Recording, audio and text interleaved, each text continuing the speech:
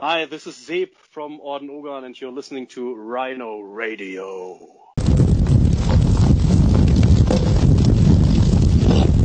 Subscribe. First of all, thank you for taking time out of your evening to talk to us today. Thanks for having me. Yeah. So I think mainly we're going to be talking about Final Days, your upcoming album. Surprise, yeah. Yeah. I've listened to it back to back for a few days now. I absolutely love it. Thank you very much. Yeah. So for across your albums, you've been cowboys, you've been monks, you've been post-apocalyptic warriors, and now in this one you're space warriors. So I'm just curious to know how do you decide on what themes you're going to do for each album? When we did the Gunman record, for example, in 2017, when we wrote the first songs for that, we had the first two songs, I think they had like these Western sounding harmonies and melodies. So we were like, okay, I guess this is going to be our dark Wild West record, whatever. Cool. And as for Final Days, it is pretty funny that you said this because, I mean, we're a band that is pretty close to our audience. If we can, we will go off stage to the merch booth, take pictures, write autographs, talk to people. We love that, you know. I mean, these are people that love our music. Why shouldn't we talk to them? You know, this is really rewarding at times. You really get amazing stories from time to time, and you see how people really love your music and stuff. And but we heard the same question like 100 times, and it always started the same thing like you did. They were like, You have been monks, you have been post-apocalyptic, you have been in the Wild West. What is going to happen now? Are you going to go to space or what? And if you hear that for the 100th time, then you will say, yeah, okay, maybe this is some sort of self-fulfilling prophecy. Maybe we should do a space record, kind of. And so, this, self-fulfilling prophecy. Absolutely. Well, I say it's a brilliant record. You've had a sterling reputation for top albums. So of course it's no secret that what we're going through at the moment, being COVID, pandemic, lockdown, words come to mind, and of course you had to. I mean, you postponed this album release was postponed from last year. Yeah.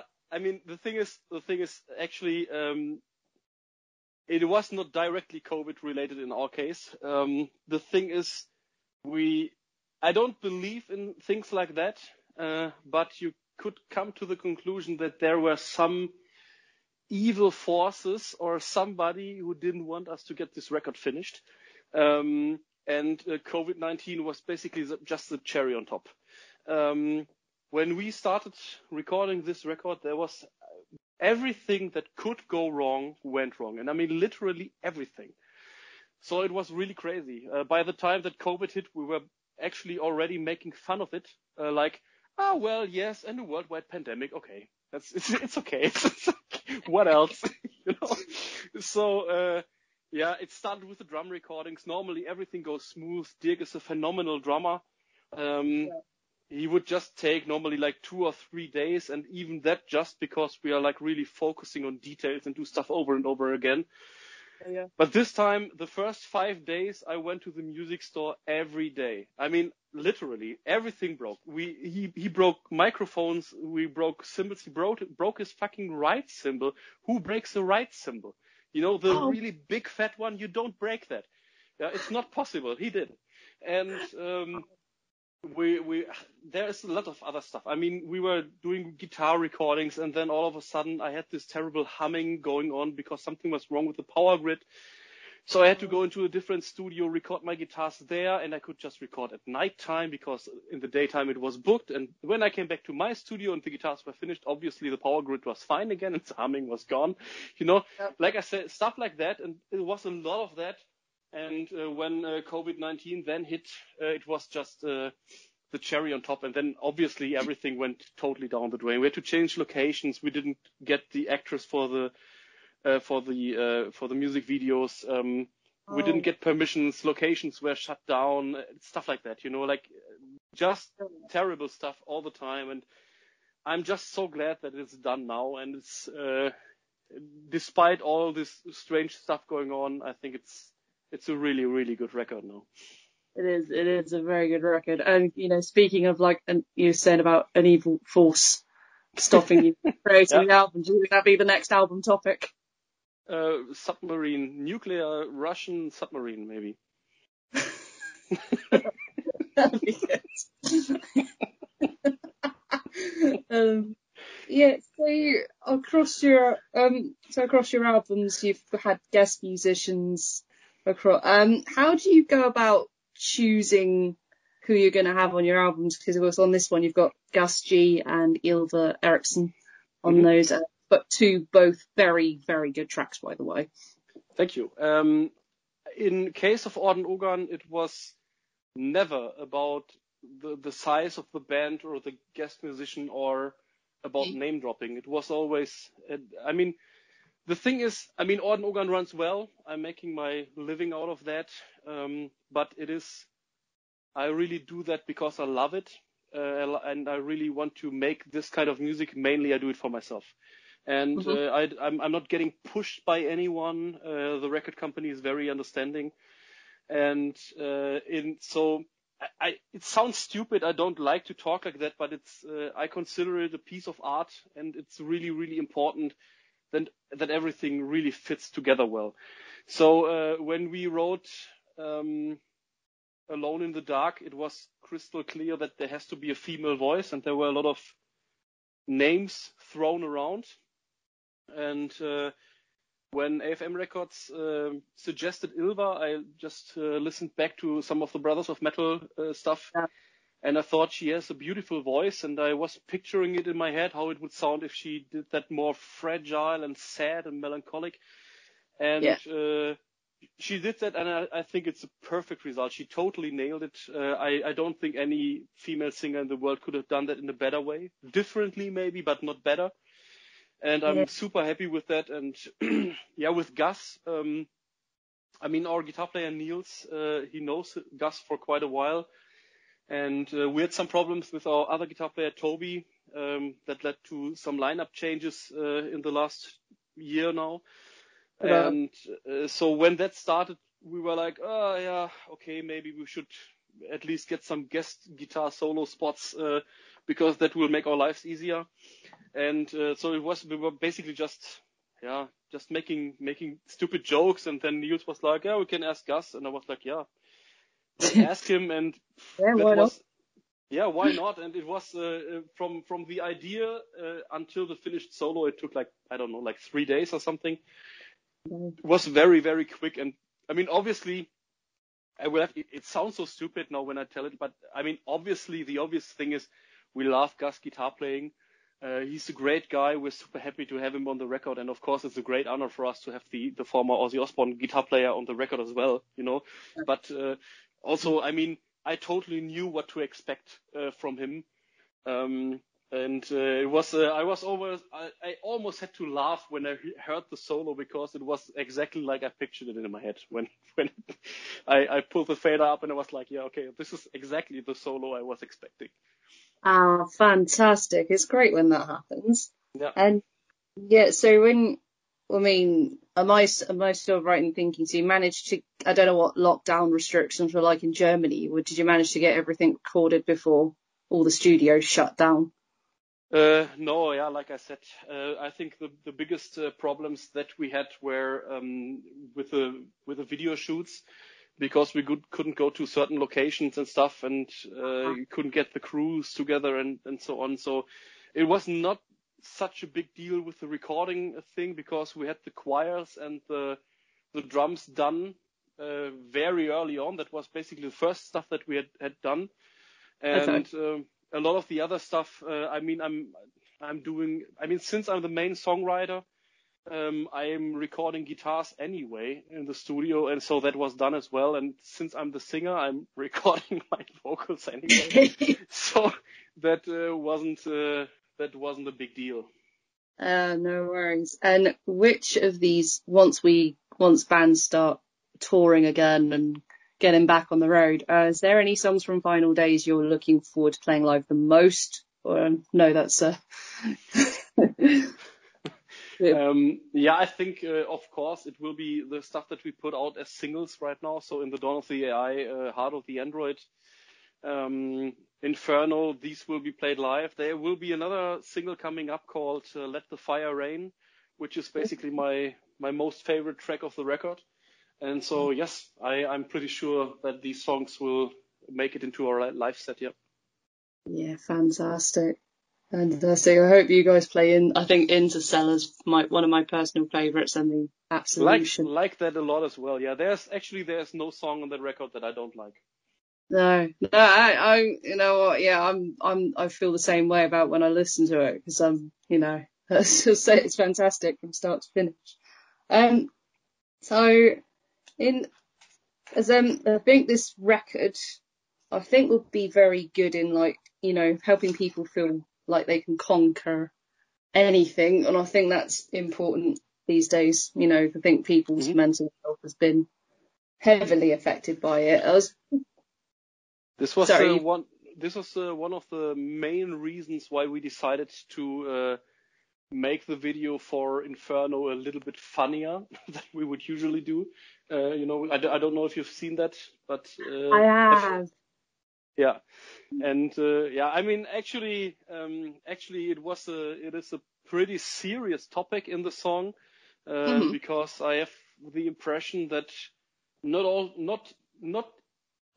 only in Germany, but I think in a lot of countries right now, people are getting more and more radical and just choosing sides, and people somehow don't know how to talk to each other anymore and discuss things. You know, as soon as somebody has got a different opinion, he will be labeled as an idiot, or, you know, like totally shut down. And this is really, I think it's really concerning. And I had the idea to write about that, and this is what Inferno became, like talking about a certain group of people that is getting more and more radical, and not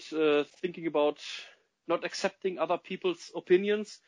And the solution is, we got to burn it down. So kill them all, which is the funny thing in itself, because if you were to react like that, you would basically do just the same. You know, it's just the other side. This is the thing that I really liked about the song, or the lyrics. And we were thinking about how to do the video, and then we came up with the idea that I mean, if the hook line is "we gotta burn it down," it would be pretty funny if you see an UFO hovering over the earth, and the first line in the song is "we gotta burn it down." So tell me. Sorry, you go. No, I just said like the same that you said before. Is people can really use a bit of cheering up, if that sentence makes any sense. You know what I mean? Yes, I do. That's absolutely, yeah. Do you kind of think maybe things like social media, internet and stuff kind of amplifies that, sort of makes it bigger than it? Yeah, I mean totally. The thing is, I have totally given up discussing with people on Facebook. In fact, I have a bit kind of surrendered in general because I usually don't try to discuss stuff with people anymore. Because I mean, if you have somebody who has got a different opinion, and you can talk to him, then this is a conversation.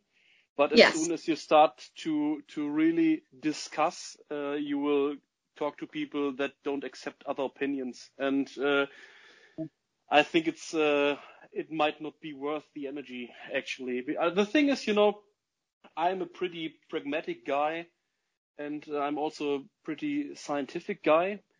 Yes. And so I think like one of the most important things in these weird days is to accept or to see or get to the conclusion that you can't have an opinion on everything, because you can barely know all the facts. Yeah, I mean, take for example something like 9/11. There are these people that say, okay, it was a terrorist attack. There were the people that say it was a controlled detonation. How would you have an opinion on that? I mean, are you an expert on controlled detonation? And do you have access to all the materials and stuff like that? No, you don't. So the only thing that would be intelligent is to say, I don't know. And I think one is likely and the other thing is maybe a little bit less likely, but it's still possible. This is actually the only thing that you can deal with stuff like that. And I think a lot of people have opinions way too fast, and once they have an opinion, they will just keep that opinion. I think that is a really big problem, because I personally would consider myself to not having too many opinions on things, if that makes any sense. I agree with you on that one. Yeah, no, that makes perfect sense. Yeah, I mean, I'm a music producer. What do I know? Yeah, I know what you mean. Absolutely. You have albums from different universes, as we've said before. If you could pick one of those universes to live in, or just visit, which one of those would it be and why? Final Days, totally, of course. I mean, this is the future. I've always been a big tech fan, whatever that means. Like everything that is more high tech than everything that was there before, I love it. And so I'm really, really looking forward to what the future will bring, because I actually think it sucks that I'm already pretty old. Because if I was younger, I would experience more of the things that are coming. Who knows? Maybe I will even make it on one of Elon's ships and go to Mars. Would love to do that, but I think it's still a few years in the future. Yeah, no, fair enough. Just one last question. Do you have a message for fans, listeners, readers? Totally, yes. First and foremost, stay healthy, guys. This is the most important thing right now. I mean, it might not be the most deadly virus on Earth, but still it's serious. Don't get sick. Stay healthy. And one other thing is, even if the situation really sucks, it's not the end of the world. It will all get better again. And so even if you lose your job or whatever, and even if everything looks like it's going down the drain, it is not. It will be better at a certain point again. And this is one thing I really want to say. And the other thing is that I really can just repeat myself over and over again. For those people who listen to Orden Ogan on Spotify and buy our box sets, vinyl, CDs and stuff like that, thank you very, very much for doing that. Thanks for supporting us. You keep metal alive. Yeah, the lovely, lovely, lovely words there, Zeeb. Thank you so much for joining us today. Enjoy the rest of your evening and best of luck with the album release. Thank you. Subscribe.